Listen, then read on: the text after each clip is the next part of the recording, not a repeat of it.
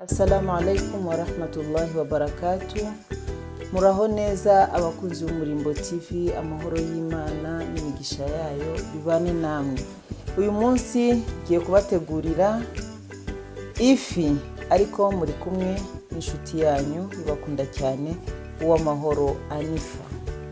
Uyu munsi rero nkaba ngiye kubategurira ifi, uburyo bayiteguramo idakaranze mu mavuta, mu nteko yitwa chukuchuku. Abantu benshi hari abakunda amavuta, hari n'abandi badakunda amavuta, hari n'abatayarya kubera impamvu z'uko bafite ikibazo cy'uburwayi, ariko ntabwo kuba urwaye byatuma utarya neza kandi wihahiye. Ifi rero iraryoha, si ngombwa ngo itekeshwe amavuta, oya, ushobora kuyitegura neza kandi karyoha ukarya neza cyane. Hano rero nkuko mubireba dufite ifi y'ubwoko bwa tilapia, dufite ibitunguru, dufite poivron, dufite na celery, dufite magi, dufite gilgilani, dufite na tungurusumu na mdalasini, dufite hano n'inyanya, dufite indimu, dufite n'umunyu. Hano tukaba dufite n'akandi karungo k'agafu kitwa pilipili manga, ni urusenda ariko rudahingwa muri iki gihugu cyacu cy'u Rwanda. Ibi byose mureba rero ni ibirungo biteka ibiryo kandi bikaba n'umuti, bigirira umubiri akamaro. Bismillahirrahmanirrahim. Turatangiye rero, dutangiye mu izina ry'Imana. Ku bintu byose tuba tugomba kwiragiza Imana, tuba tugomba kubitangiza mu izina ry'Imana kugira ngo Imana ishyiremo umugisha. Hano tugiye gutangira rero dushyiramo ibi birungo byacu mureba. Ibitunguru, nababwiye yuko nta mavuta dukoresha kandi tugomba kuryoherwa neza. Tugomba kuryoherwa. Turashyiramo gutya.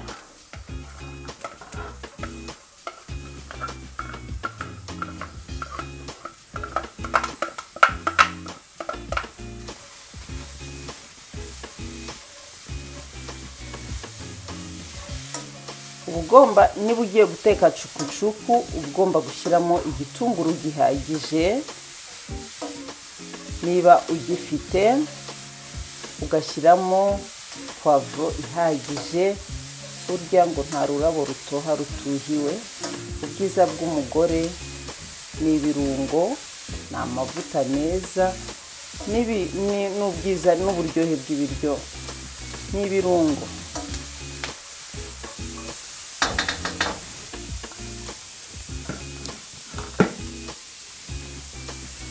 Ngiye gushyiramo n'inyanya zacu hano.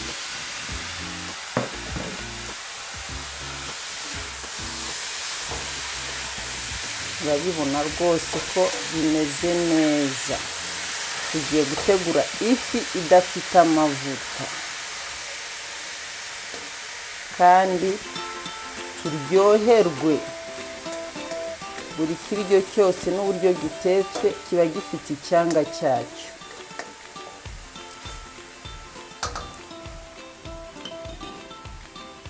Bashyiramo umunyu,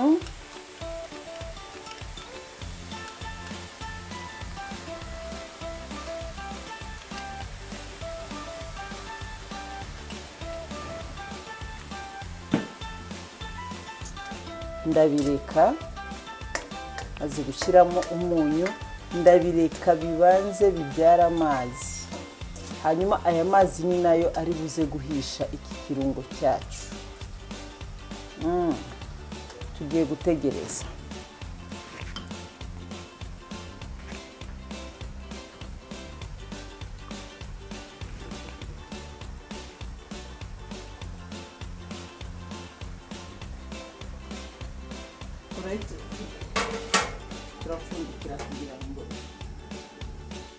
Murabireba rero yuko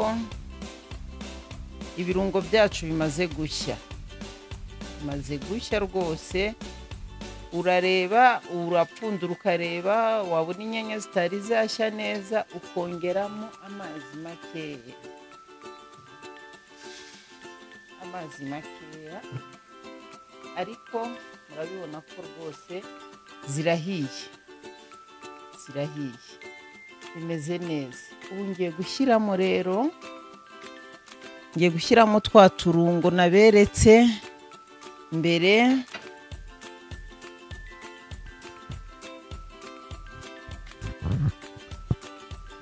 Ngiye gushyiramo ino tungurusumu, shyiremo na gilgilani, shyiremo na mdalasini, byose ndabishyiriramo rimwe. Hanyuma nshyiremo n'aka ngaka ka pilipili manga. Pilipili manga ndayishyiramo, wirinda gushyiramo cyinshi kuko n'akarungo gakora cyane. N'agasenda ka pilipili manga ndagaragura, mvange.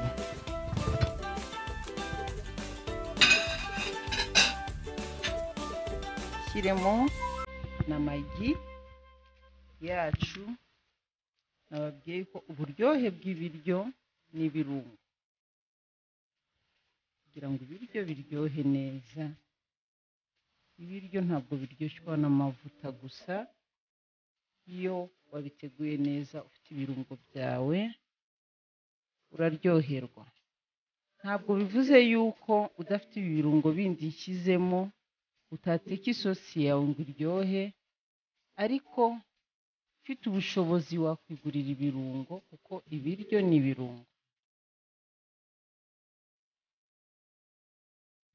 Birahari, ibirungo birahari mu masoko muri iki gihugu cyacu cy'u Rwanda, ibirungo birimo rwose. Ndakomeza ngaragure. Ngiye gushyiramo ya ndimu yanjye. Nababwiye ko turi guteka imboga za chukuchuku.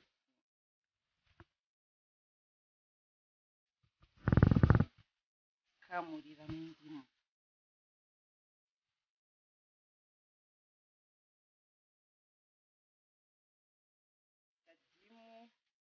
Gatuma ya mpumuro y'ifi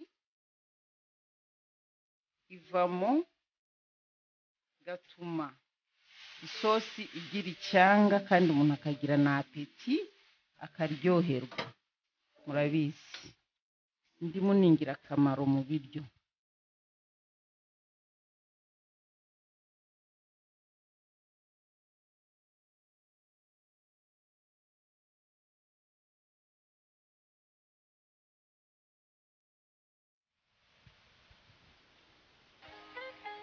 Indimu uyishyiramo bingana n'ibiryo uteguye.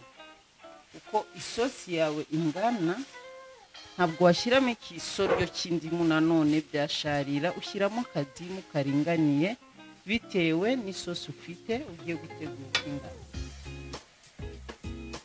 Ugiye gushyiramo sasa amazi, tubone isosi.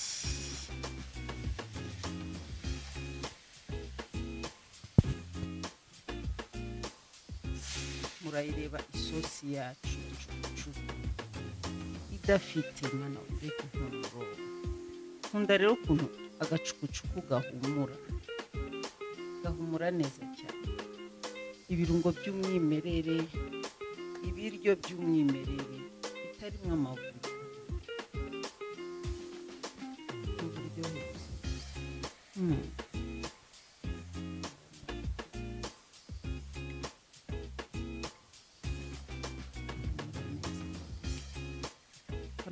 Mukagira uruhare muri make. Murabona ko tubonye isosi nziza idafite iki amavuta. Isosi idafite amavuta.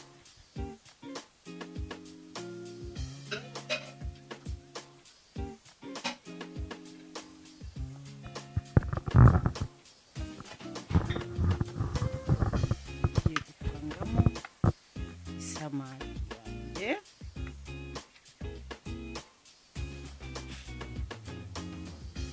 Umuntu yarambajije ese umuntu abwirwa n'iki ku ifi ihiye? Ni ikihe kimenyetso gishobora kukubwira ko ifi ihiye? guteka bigatogota teruraho ni iki cyakubwira ko ifi hiye ikintu kikubwira ko ifi yawe hiye amaso y'ifi asa nasohotsemo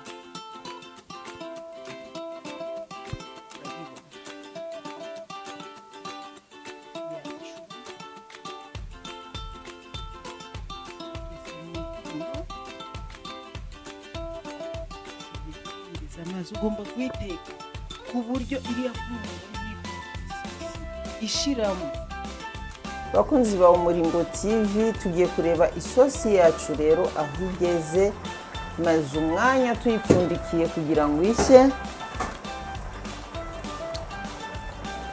Mbega ukuntu ihumura mana we.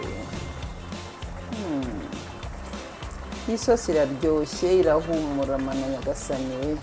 Nuyirya uzajya wifuza guhora uteka gutya, ntabwo ujyamo ngo ugaragure, uko wakayitetse ni nako uyarura. Hatwumve ko umunyu wakoze. Iraryoshye rwose, iraryoshye. Ubu ngubu nta kindi uretse ko turangije guteka isosi yacu, no guteruraho. Bismillah. Ubu ngubu ni igihe cyo kwarura, tukaba twarya rwose. Ushobora kuyirisha ubugari, babandi bakora buyu y'inyama, ushaka nawe kurya buyu y'isamaki, iteke gutya maze urye uryoherwe. Isosi nziza idafite amavuta, ngira ngo murabireba rwose, iraremereye, imeze neza. Abantu bafite ikibazo cyo kutarya amavuta, iki ni igisubizo mubonye ku Umuryango TV.